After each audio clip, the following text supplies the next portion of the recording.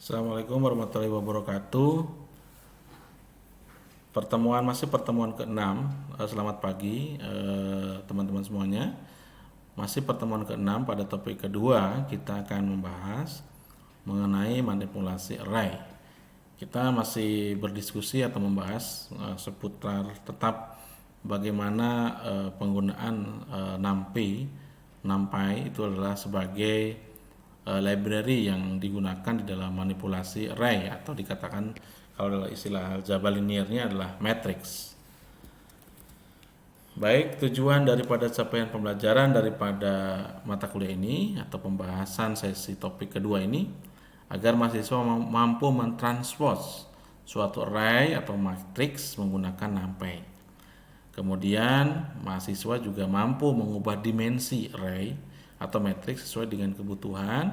Kemudian mahasiswa mampu menambah elemen array atau matrix, kemudian mampu menghapus elemen array atau matrix, dan juga menggabungkan array atau matrix, tentunya adalah menggunakan library NumPy. Baik, nah di sini kita mulai dari mentranspose array. Dalam aljabar linier, mentranspose suatu array itu adalah sebuah proses mengubah posisi elemen vektor baris menjadi vektor kolom.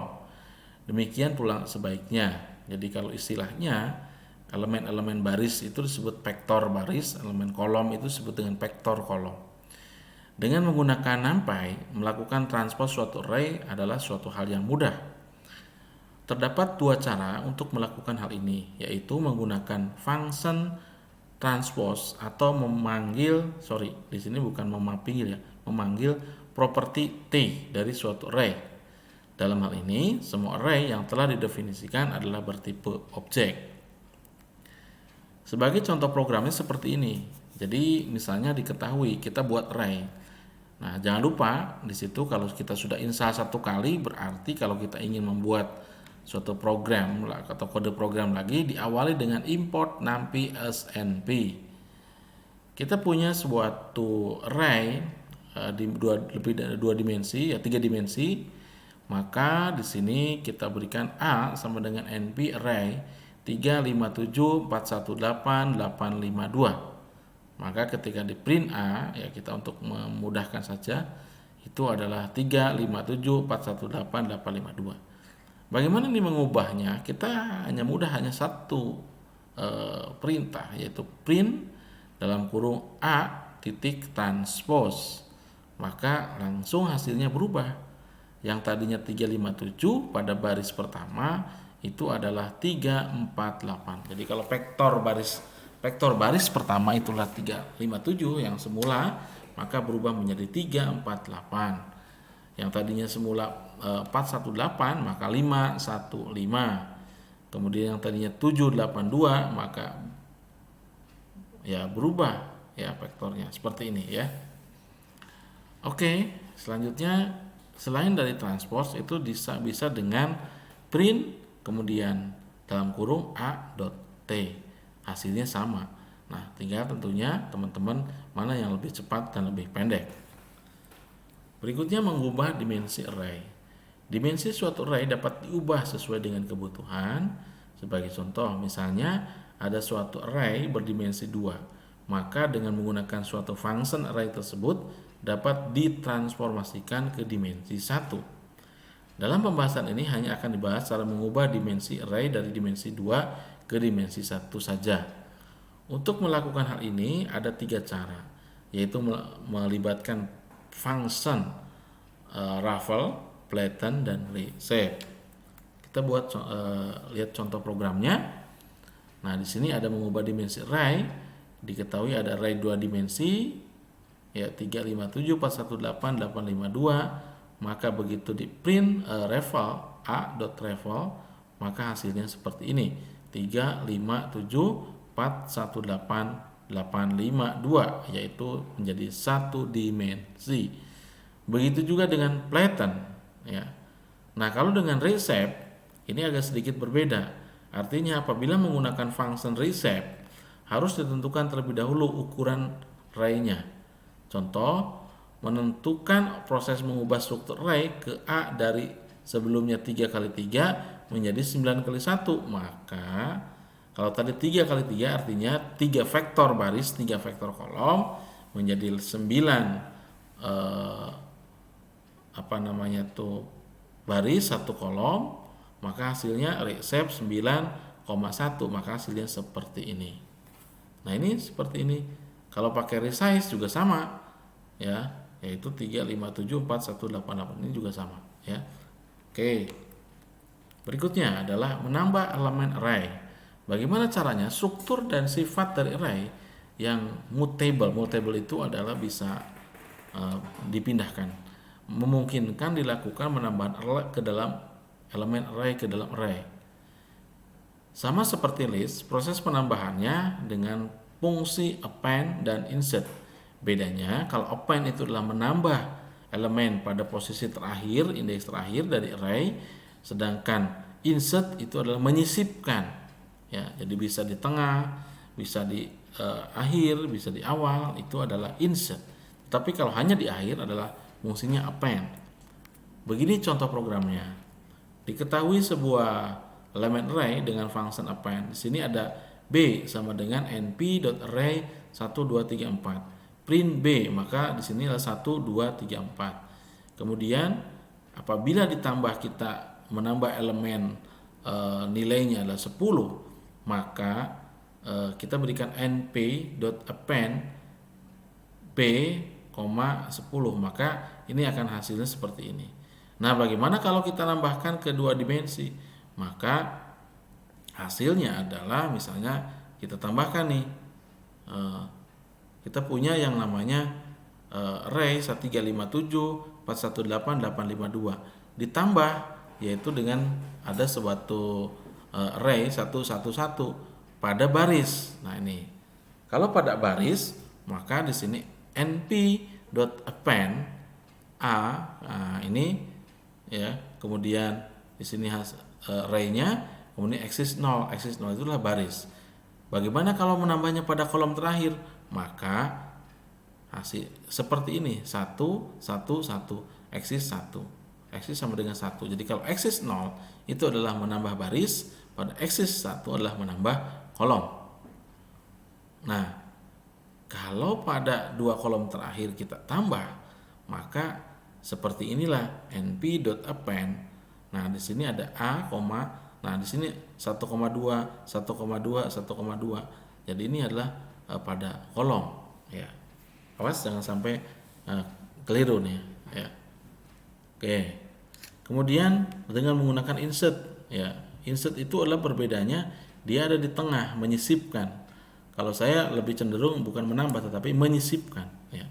Menyisipkan di sini adalah a sama dengan np array misalnya 1 2 3 4, kita sisipkan angka 8. Artinya kalau np.insert a2 8 artinya akan menyisipkan elemen 2 ya, elemen 2 ini elemen 8 setelah 2. Elemen 8 setelah 2, maka hasilnya seperti ini. Nah, bagaimana kalau diberlakukan pada penyisipan elemen ke array 2 dimensi seperti ini? Ya, maka tergantung mau terhadap baris atau mau pada kolom. Kalau terhadap baris, maka hasilnya seperti ini. Ya, np.insert a, kemudian setelah 1 berarti kan setelah baris 1 ya, hasilnya ini. Setelah baris 1 berarti ini. Kalau ini berarti setelah kolom 1 ya, setelah kolom 1 maka hasilnya ini. Oke ya. Selanjutnya. Nah, bagaimana cara menghapusnya? Terkadang suatu kasus sebuah elemen atau beberapa elemen di dalamnya ingin dihapus. Hal ini dapat dilakukan oleh Python. Perintahnya cukup sederhana, cukup memberikan perintah delete dan menyebutkan nomor indeks dari elemen yang akan dihapus. Jadi misalnya ada ini kita hapus, kita hapus indeksnya yaitu np delete a2, indeksnya dihapus. Ya, maka hasilnya indeks 2 berarti kan 0 0 1 2. Oh, berarti yang 3 nih, elemen 3 yang akan dihapus. Maka seperti ini hasilnya. Kalau kita menghapus elemen array 2 dimensi dengan function delete, maka hasilnya seperti ini. Misalnya kita delete ya A1 berarti indeks 1. Indeks 1-nya itu berarti ini 418 itu indeks 1. Maka terhadap baris ya. Kalau terhadap kolom maka sama, ininya adalah 1 indeks. Ya misalnya 1 ya aksis sama dengan 1, maka hasilnya seperti ini. Oke. Nah, ada penggabungan array dengan menggunakan NumPy. Ini bisa kita gabungkan ya. Nah, tapi ada dua di sini, ada model concatenate dan menggunakan model stack, baik itu stack secara vertikal maupun stack secara horizontal. Apa perbedaannya, kita lihat. Nah, jika menggabungkan array dengan concatenate, ini ada dua buah array A dan B, yang keduanya merupakan array satu dimensi. Maka hasilnya seperti ini. Kita lihat, ini A dan B, ini satu dimensi.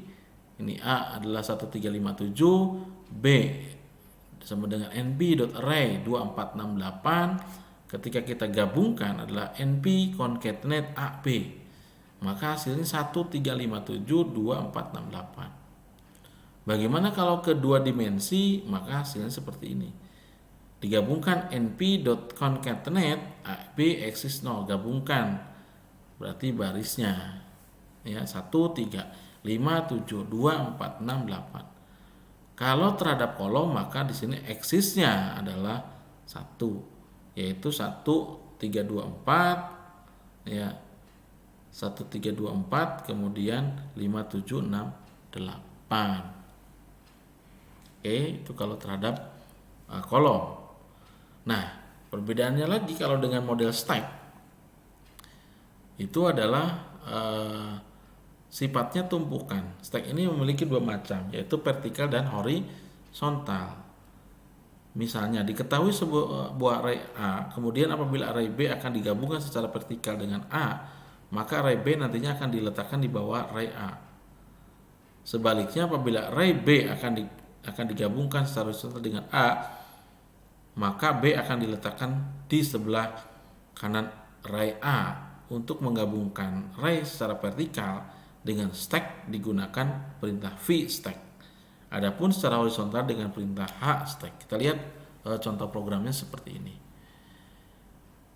Nah, di sini misalnya ada A sama dengan np.array 1357, B sama dengan np.array 2468, np.vstack AB. Gimana nih hasilnya? Maka hasilnya adalah 13572468. Nah, kalau misalnya menggabungkan dua dimensi seperti ini hasilnya. Ini dua dimensi. Nah, kalau misalnya pakai hstack seperti ini. Kalau hstack itu tidak ada lagi kurung siku. Tapi kalau pakai vstack di situ dipisah hasilnya.